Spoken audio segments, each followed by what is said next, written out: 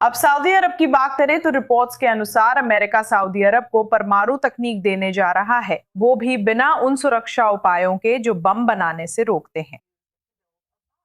Trump प्रशासन आने वाले दिनों में कांग्रेस को एक परमाणु सहयोग समझौता भेज रहा है, जिसमें खास तौर पर वे प्रतिबद्धताएं शामिल नहीं हैं जिन्हें गोल्ड स्टैंडर्ड प्रतिबद्धताएं कहा जाता है। ये वे शर्तें हैं जो प्राप्तकर्ता देशों को हथियारों के इस्तेमाल के लिए यूरेनियम को समृद्ध करने या प्लूटोनियम को पुनः प्रक्रिया करने से रोकती हैं। सऊदी अरब ने कहा है कि वो खुद यूरेनियम समृद्ध करने का अधिकार चाहता है। क्राउन प्रिंस मोहम्मद बिन सलमान ने कहा कि अगर ईरान को परमाणु हथियार मिला तो सऊदी अरब भी चाहेगा। ट्रंप ने सऊदी अरब इजराइल संबंध सामान्य करने के लिए कोई शर्त नहीं रखी, जबकि बाइडेन ने रखी थी। अब हमारे साथ Alan Mendoza, Henry Jackson Society के कार्यकारी निदेशक जुड़ रहे हैं। आप जानती हैं, क्षेत्र में सभी अमेरिकी परमाणु सहयोग समझौते संवर्धन छोड़ने की शर्त पर हुए हैं, लेकिन सऊदी अरब ने इनकार किया है। फिर भी वॉशिंगटन आगे क्यों बढ़ रहा है और इससे क्षेत्र के हर दूसरे देश को जो इसे देख रहे हैं क्या संदेश जाएगा? देखिए, सबसे पहले तो ये अपने आप में बहुत अजीब बात है कि इसके साथ आगे बढ़ा जा रहा है। मेरा मतलब है, सऊदी अरब के पास बिना किसी परमाणु ऊर्जा के लगभग असीमित मात्रा में ऊर्जा उपलब्ध है। तो ये एक बहुत ही अजीब शुरुआत है, लेकिन मान लेते हैं कि वे ऐसा करना चाहते हैं। आप जानते हैं, किसी तरह से वे अपने ऊर्जा मिश्रण को संचालित करने का तरीका बदलना चाहते हैं। आप अतिरिक्त प्रोटोकॉल पर हस्ताक्षर करने के लिए जरूर खुश होंगे, ताकि साफ रहे कि आप ऐसा संवर्धन नहीं चाहते जो परमाणु हथियारों तक ले जाए।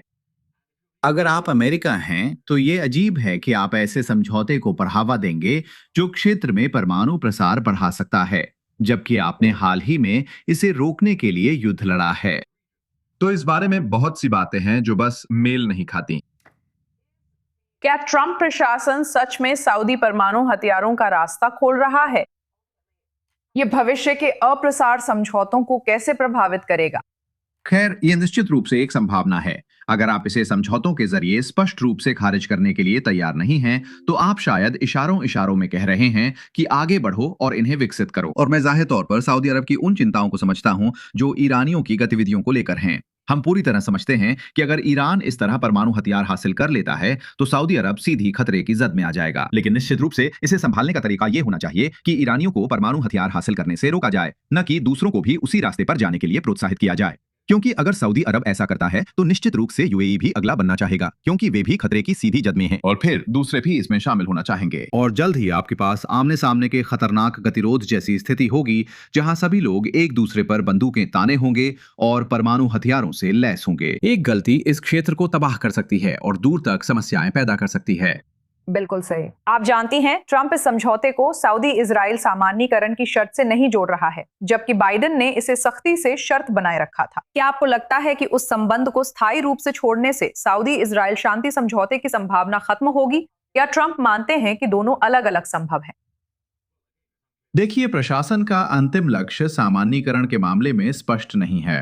हम जानते हैं कि क्षेत्र को सामान्य स्थिति में लाना समझदारी होगी, और उसी तरह आप जानते हैं, सऊदी लोग निश्चित रूप से समझते हैं कि इजरायली, आप जानते हैं, मूल रूप से ईरान और बाकी सभी के बीच चल रही क्षेत्रीय लड़ाई में उनके पक्ष में हैं। तो हैरानी होती है कि सऊदी लोग आगे क्यों नहीं बढ़ना चाहते। उतनी ही हैरानी की बात है कि प्रशासन ने उस प्रतिबद्धता से पीछे क्यों हट गया या उसे क्यों छोड़ दिया। क्या यह इजराइल में अमेरिकी रुचि की कमजोरी को दर्शाता है? यही सवाल है जो मुझे लगता है कि बहुत से लोग आमतौर पर पूछ रहे हैं। लेकिन इन सब बातों को एक तरफ रखते हुए हकीकत यह है कि सऊदी और इजराइल के बीच सामान्यीकरण न सिर्फ इस क्षेत्र के लिए बल्कि पूरी दुनिया के लिए फायदेमंद होगा। लोग हर मौके पर इसे आगे क्यों नहीं बढ़ाना चाहेंगे, ये मुझे असामान्य लगता है। एलन, हमारे साथ जुड़ने के लिए धन्यवाद। आपकी बातें सुनना दिलचस्प रहा।